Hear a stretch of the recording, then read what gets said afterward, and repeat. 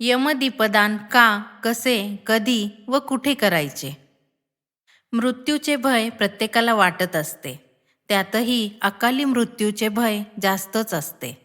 मृत्यू कधी कसा येईल हे कोणीच सांगू शकत नाही.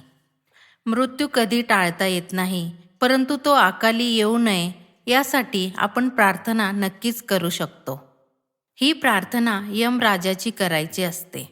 त्यासाठी धनत्रयोदशी, नरक चतुर्दशी आणि यमद्वितीया हे दिवस सांगितले आहेत. या दिवशी मृत्यूची देवता यमधर्माची पूजा केली जाते. आपल्याकडे अकाली मृत्यू टाळण्यासाठी धनत्रयोदशीच्या दिवशी यमराजाला दीपदान केले जाते. या दिवशी यमाला दीपदान करतात. ते का, कसे, कधी व कुठे करायचे ते जाणून घेऊ. यमदीपदानाची पौराणिक कथा. हंसराज नावाचा एक राजा होता. तो एकदा आपल्या सैनिकांसह शिकारीसाठी गेला होता. शिकारीच्या शोधात राजाची आणि सैन्याची ताटातूट झाली. राजा भरकटत दुसऱ्या राज्यात पोहोचला. तिथला राजा हेमराज याच्यासमोर हंसराज राजाने आपली ओळख दिली. हेमराजनेही हंसराजाचे आदरातिथ्य केले. त्याच वेळेस हेमराजाला पुत्रप्राप्ती झाली आणि त्या आनंदात त्याने हंसराजाला आणखी काही दिवस राहण्याची विनंती केली. तेजस्वी बाळाचे भाकीत वर्तवण्यासाठी राजज्योतिष आले. सर्वजण उत्सुकतेने भविष्य ऐकत होते. मात्र एका क्षणी ज्योतिष थांबले आणि राजाला म्हणाले, राजन, तुझा पुत्र अतिशय पराक्रमी होईल. मात्र युवा अवस्थेत त्याच्या विवाहाच्या अवघ्या 4 दिवसांनी त्याचा मृत्यू होईल. हे भाकीत ऐकून हेमराज अस्वस्थ झाला. हंसराजाने आपल्या कर्तृत्वाच्या बळावर बाळाची जबाबदारी आपल्या खांद्यावर घेतली आणि त्याला अकाली मृत्यू येऊ देणार नाही असा शब्द दिला. त्यानुसार हंसराज बाळाला घेऊन आपल्या राज्यात गेला.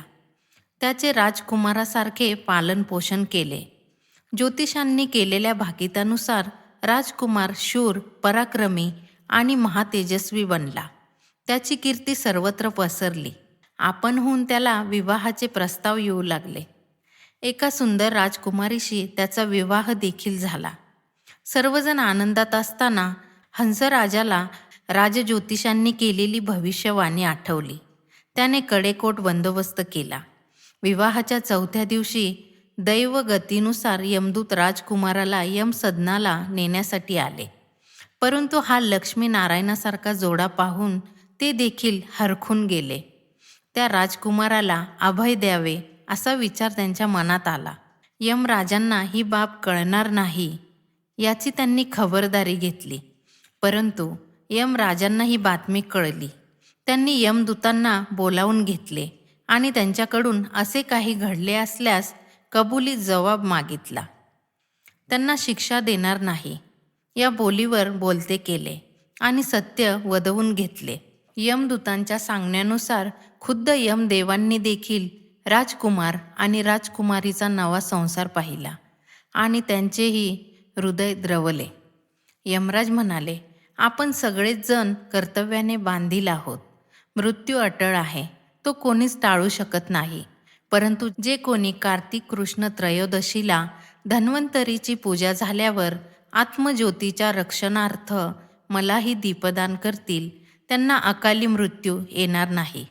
तेव्हापासून यमदीपदान करण्याची प्रथा पडली. यमदीपदान कसे करावे? धनत्रयोदशीच्या दिवशी प्रदोष काळात यमदीपदान करण्याची परंपरा आहे. संध्याकाळ झाल्यानंतरही यमदीपदान करतात. याकरिता प्रथम गव्हाच्या पिठात थोडी हळद, थोडी साखर, थोडे तूप व थोडे दूध घालून तो मळून घ्या. नंतर त्याचा एक दिवा बनवावा. काही ठिकाणी 13 दिवे करतात.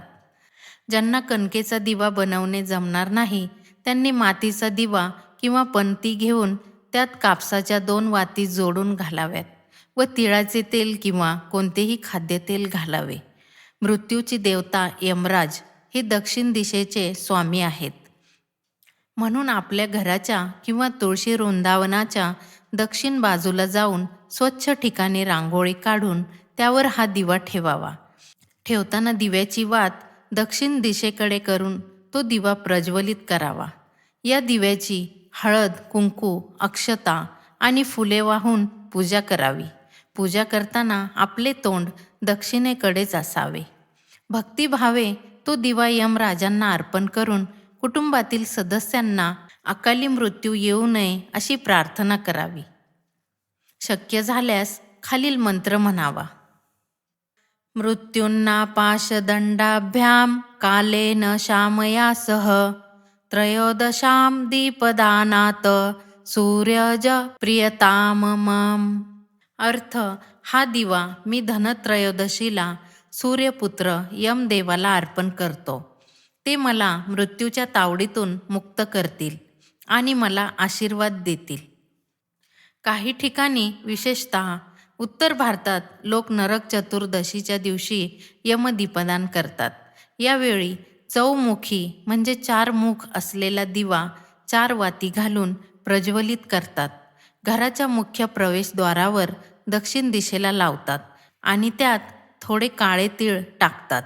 1 वात दक्षिणेकडे करून पूजा करतात. यावेळी यमराजाच्या 14 नावांचा जाप करतात.